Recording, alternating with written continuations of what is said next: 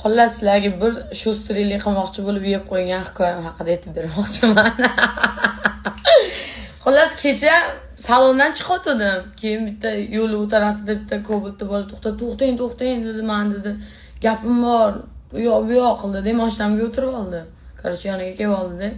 Boshida "Men bu atirni oling" dedi. Menda 9 ta bor dedi. Hozir 7 tasini sotdim. Meni biznesim tugadi. Mana bitta atel nimalarim bor, boshqalarim bor, atirlarim bor edi. Hamma original atirlarimni sotib, nimaiki narxga bo'lsa sotib ketyapman. 4 soatdan keyin uchib ketishim dedi menga. Mana endi o'zimcha mana bu atirni xolos originali 5 million shunaqa turadi. Mana o'zimcha shu stirellik qildim-da, shu stirellik qilaman. 1 million bo'pti dedim. Originalmi yo'qmi farqiga bormayman-da. Original deganiga ishondim deyman. Buni ishonsam, keyin oldim deb 1 millionga shu stirellik qilib kelgandan keyin tekshirtirsam ham poddelka ekan. Plus 300-400 millimetr